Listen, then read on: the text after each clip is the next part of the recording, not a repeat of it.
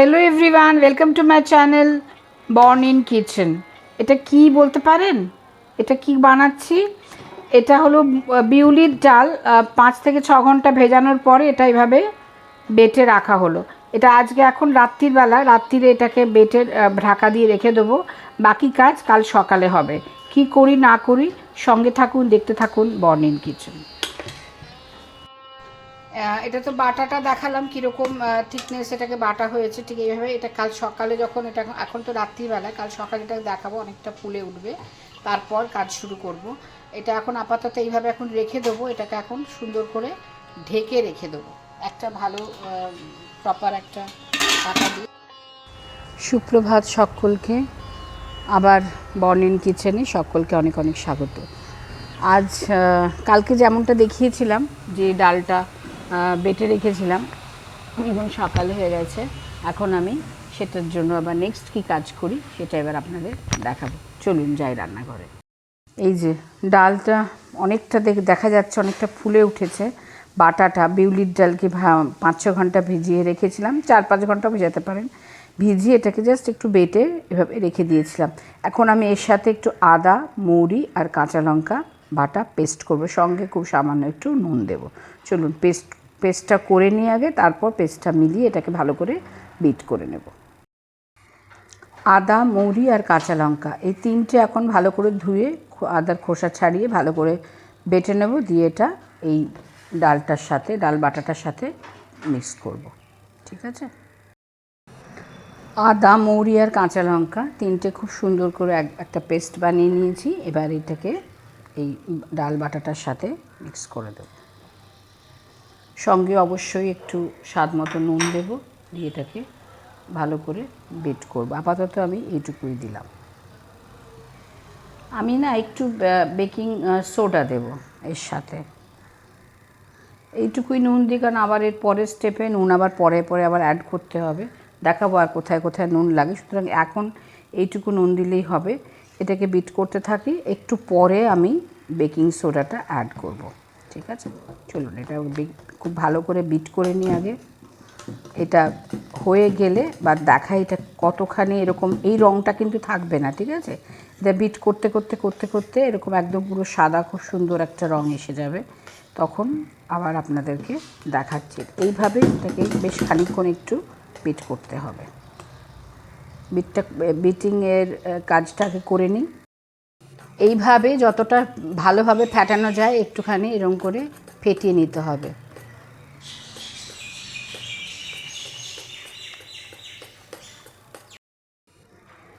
খুব ভালো করে এটা বিট করা হয়ে গেছে, ফেটানোর পর্ব কিন্তু শেষ, আর এটা রঙটাও খুব সুন্দর এসেছে। এবার এটা একটু টেস্ট করি। আমি একটা করলাম এক্ষুনি, আপনাদের একটু দেখাই। তা হাতে করে একটুখানি নিয়ে আমি দেখেছি সঙ্গে সঙ্গে কীরকম ভেসে উঠলো। সুতরাং এই কাজটা হয়ে গেছে। এবার এটাকে বড়ার মতন করে একটু ভেজে নেব প্রত্যেকটা, তখন বড়াগুলো খুব সুন্দর ফুলবে।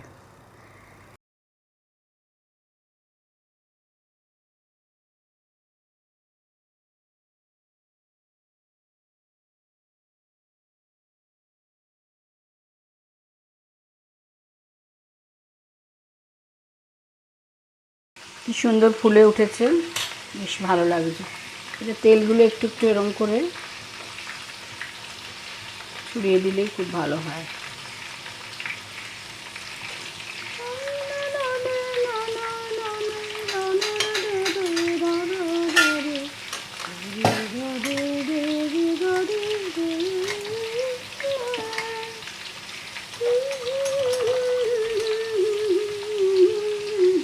হয়ে যাক, দিয়ে আপনাদেরকে দেখাচ্ছি। হ্যাঁ, ভাজা হয়ে গেছে। এবার এর থেকে বেশি লাল করে আর না ভাজতে হবে না, ঠিক আছে। এবার এটাকে তুলে নেবো আমি।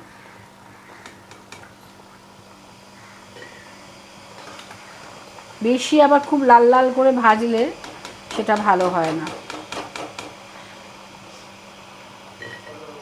এইরকমই রং হবে, তখন আমরা ভেজে এটাকে তুলে নেব।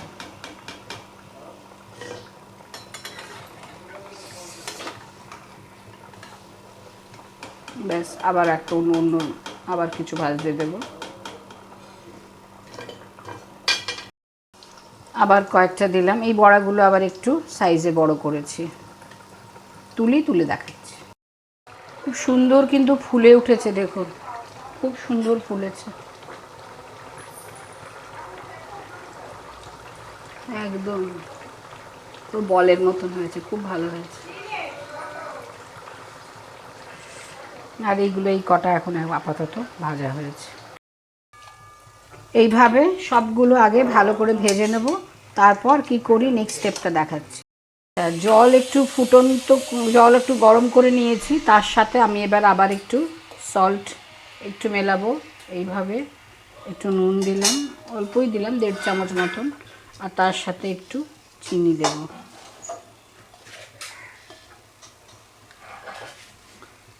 আর লাগবে না, এটা এখন ভালো করে মিক্সড করে নেব। তারপর এই বড়াগুলো যেগুলো করে রাখলাম সেগুলো খুব ভালো করে এই করে নেব। এটা যে নুন চিনিটা একটু গলে যেতে একটু সময় দেব, তারপর বড়াগুলো সব এর মধ্যে ভিজিয়ে দেবো, ভিজিয়ে খানিকক্ষণ রাখবো, তারপরে তুলে নেব। তারপরের স্টেপ আবার আসছে, এটা একটু গলতে সময় দেবো আর কি।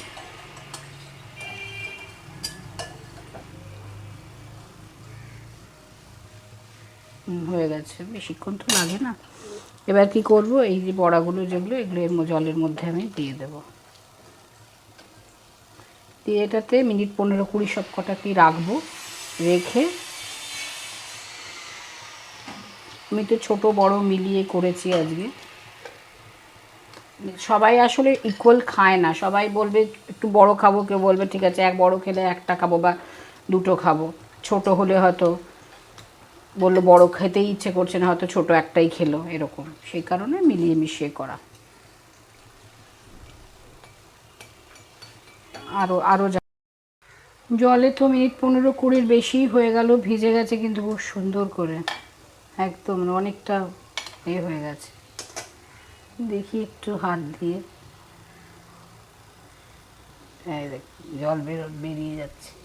যাই হোক, এটাকে এবার এখান থেকে জল চেপে চেপে তুলবো, তুলে এটাকে দই দিয়ে কিভাবে সার্ভ করি সেটা দেখাবো।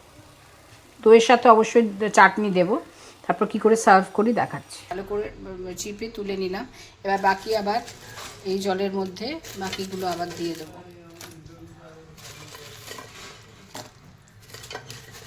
কতকগুলো আরও কয়েকটা দিয়ে এর ভেতরে, এরা আবার খানিকক্ষণ এটা ভিজো।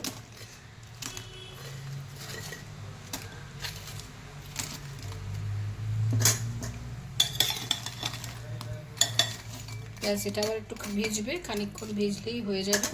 আর এইটা তো এবার এটার কাজ করব। একটু তেঁতুল আর কয়েকটা খেজুর আমি এভাবে ভিজিয়ে রেখেছিলাম, এখন সেটাকে এবারে একটা চাটনি করে ফেলবো।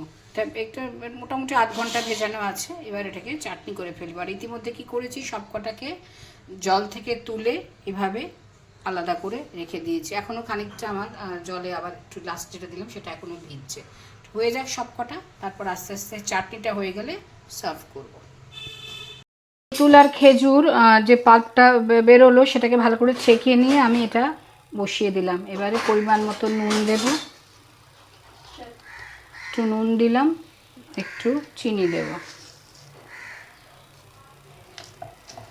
নুন মিষ্টিটা অবশ্যই নিজেদের আন্দাজ মতন দেবেন।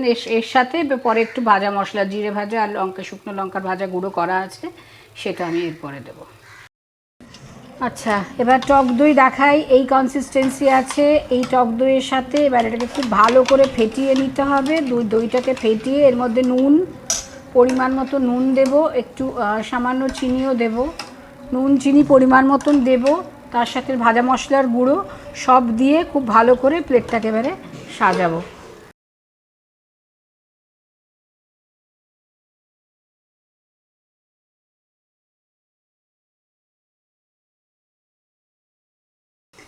দইয়ে তো বড়াগুলো ভিজিয়ে দিলাম, পরিমাণ মতো নুন মিষ্টি সব দেওয়া আছে ওটাতে। এবার আমি এটাতে একটুখানি যে চাটনিটা বানানো হলো সেই চাটনিটা একটু দিয়ে দেবো।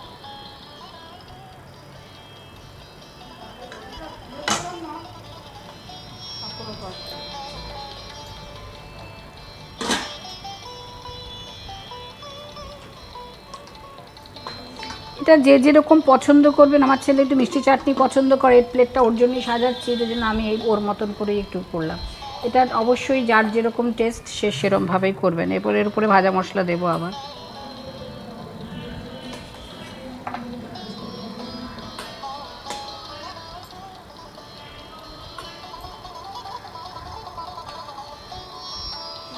কেউ যদি গ্রিন চাটনি পছন্দ করেন, ধনেপাতার চাটনি অবশ্যই দিতে পারেন, এর সাথে অ্যাড করবেন। আমি আজকে ধনেপাতার চাটনিটা অ্যাড করলাম না, আমি এর সাথে অবশ্যই একটু ঝুরি ভাজা অ্যাড করব।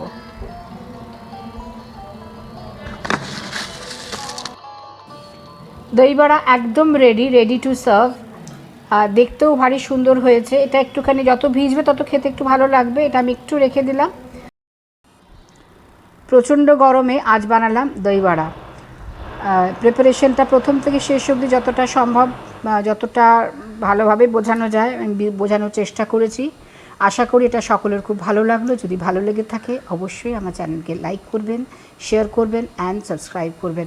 আসবো আবার পরের কোনো ভালো লাগা রান্না নিয়ে। সবাই খুব ভালো থাকবেন, সুস্থ থাকবেন। নমস্কার।